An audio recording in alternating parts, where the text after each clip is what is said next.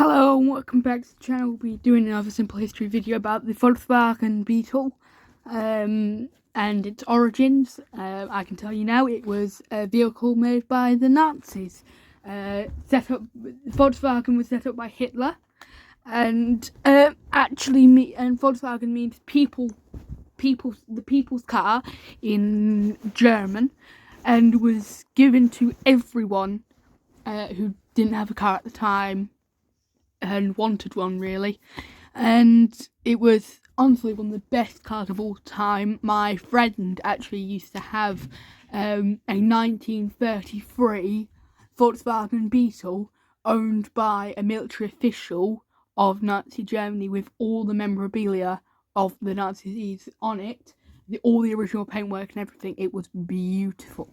Anyway, let's get on with the video. Volkswagen, the automobile of the Third Reich. Volkswagen is how it's actually pronounced. The idea behind the Volkswagen, or people's car, was initially conceived in the early 1930s, before ultimately coming to fruition by the outbreak of the Second World War. Yeah. Adolf Hitler, the Führer of Nazi Germany, commissioned a vehicle that would be affordable, practical, and most importantly, but it was unreliable, cheap to make, and horrific to look at. Rubbish engine. Yeah. Available to every member of society in the Großdeutschland. The general production of the Volkswagen ultimately stalled during the Second World War. However, the third... Yeah, so Volkswagen actually also made some of the tanks for the war, showing that they just had to adapt it very slightly to create a large tank manufacturing business. And actually, the largest factory in the world is Volkswagen's. It's the largest factory in the world and produces a car every 16 seconds. Reich was forced to mobilize its national industries in order to keep up with the demands of their military efforts. In 1933 and 1934, Adolf Hitler proposed two ideas: domestic highways and an affordable automobile. The Autobahn, literally meaning motorway or highway, was planned to be 6,000 kilometers long, 4 lanes wide, and fully completed within 5 years. And it still exists, and it's very famous for having no speed limit. And that's just because of the way that speed limits work. Actually, it's been shown that some speed limits can inflict more injuries on people. So, yeah. At a ceremonial groundbreaking in Frankfurt, Hitler himself shoveled the first sod of earth from the Autobahn's opening site. In a country stricken hard by the global economic depression, however, Germany had relatively few car owners. To counter this, the Third Reich solicited designs for small, affordable cars, automobiles that would be exempt from the class-based tradition of car ownership. Yes. Hitler and his subordinates... So in the mid-1930s in Germany, after the loss of World War I and the Great Depression setting in, it was actually very rare to own a car because of how expensive they were.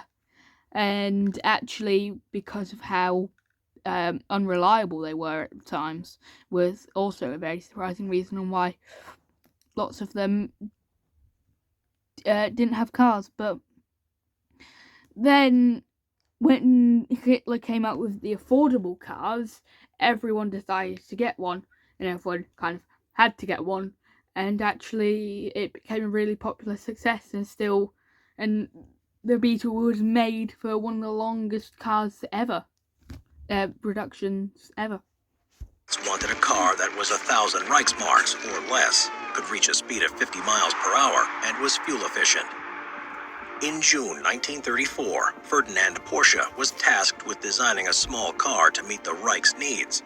The automobile designer had once worked for Daimler-Benz before starting his own consulting business in 1931.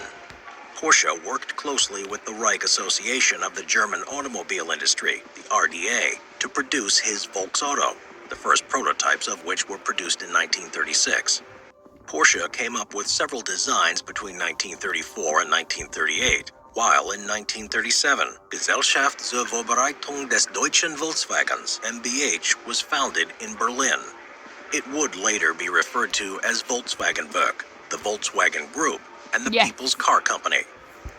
And actually, that Volkswagen logo is it's still seen on some beetles of the age. It's extremely rare to see Volkswagens of that age, but if you do, take a look at the logo. You may either see the German eagle or that logo on it. First Volkswagen factory opened in 1938 at Stadt des KDF-Wagens bei Fallersleben, an incorporated site in Lower Saxony. The facility, known as Wolfsburg, was based on what German officials learned from their visits to Ford factories in Detroit. The factory was 1 mile long and was sat on 10,000 acres. The first construction workers to start building at Wolfsburg were German, but were later supplemented by large numbers of Italian laborers. Well, yeah, they were cheap, and there was loads of them. They could easily get them in, and most of them weren't educated or employed at this time, which meant that they could easily just be recruited and no one would care, as long as they had a job.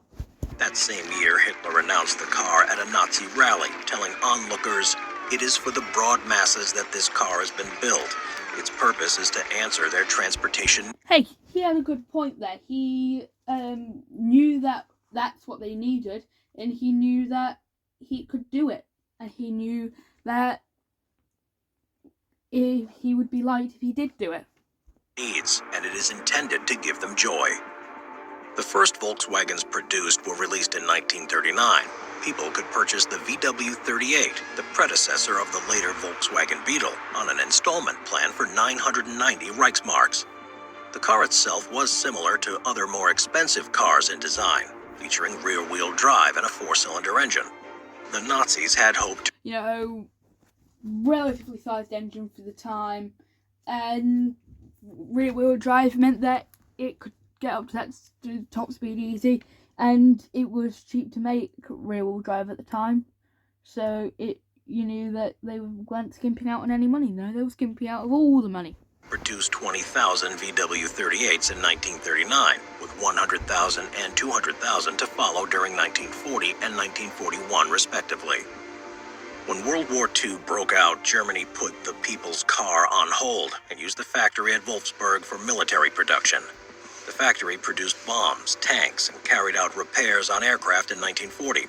In 1941, a version of the Volkswagen was made that had been specifically designed for... Yeah, so it had armor plating on it, and it was a very much more slimmed down design, which was made cheaper and was also made with much worse parts.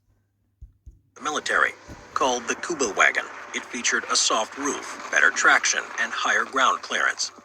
Only about 600 civilian cars were made at Wolfsburg between 1939 and 1945. Yes. However, it's estimated that 66,285 military vehicles were made in this time. It's actually quite a lot for a war-torn country, which actually lost a war and was in the grips of an economic depression during the war. Using approximately 20,000 forced laborers that had been relocated to the plant. Women from Poland were brought in as early as June 1940 with Soviet... Yeah, so prisoners of war and places that had been captured, their men and women would, and even children in some cases, would be sent over to Volkswagen to actually work on these factories and to help Germany win the war. Prisoners also forced to work at the plant from 1941 onwards. A concentration camp known as Arbeitsdorf was established on the grounds of the plant in early 1942, although it was ultimately shut down by year's end.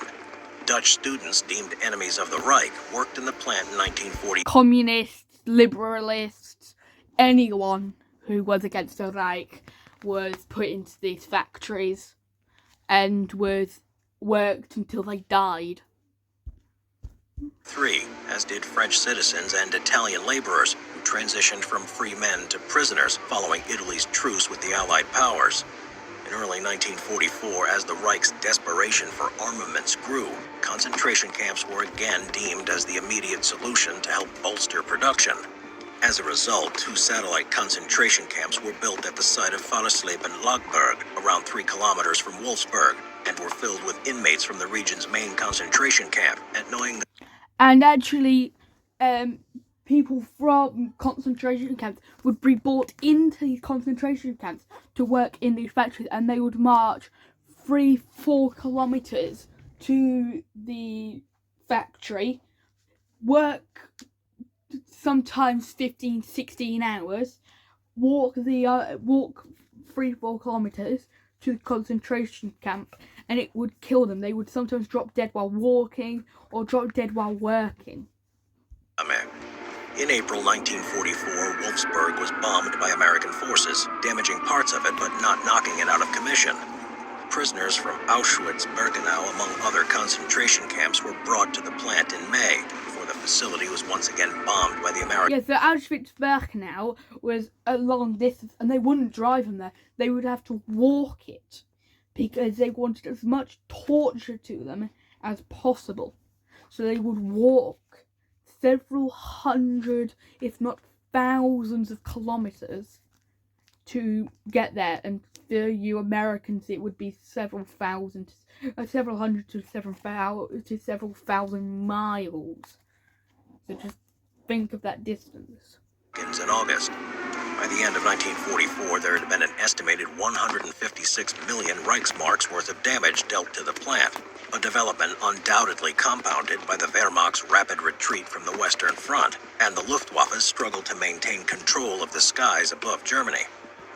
American forces Yeah, so the struggle meant that in theory they just couldn't do anything, and then the Americans took over the plant in late 1944 to the early 1945. liberated Wolfsburg in early 1945 on their march to Berlin. It was the British who then seized control of the facility and began producing cars to meet the needs of the Allied forces occupying the region. The British-controlled factory produced around 1,800 Volkswagens for military use in 1945, and just over 10,000 in 1946. I've actually seen some of them. They are beautiful these days. Honestly, the old Beetles just look beautiful. Especially these military ones, which the British created. And people say the British can't do anything. Well, evidence they can. They won 2 world wars and one World Cup. It was then decided that Volkswagen vehicles should be sent back to England as part of a large-scale plan by the Allies to help repair the German economy. This in turn gave Volkswagen an international presence. Cars were subsequently exported to the Netherlands, Switzerland, and Belgium, among other Western European countries by 1948. Continuing to grow in popularity, it wasn't long before Volkswagen had broken the shores of the United States, with the first Beetle arriving there in 1949. Yes. That same year, British authorities ultimately decided to hand control of the factory back over to the West German government upon the official formation of the Federal Republic of Germany.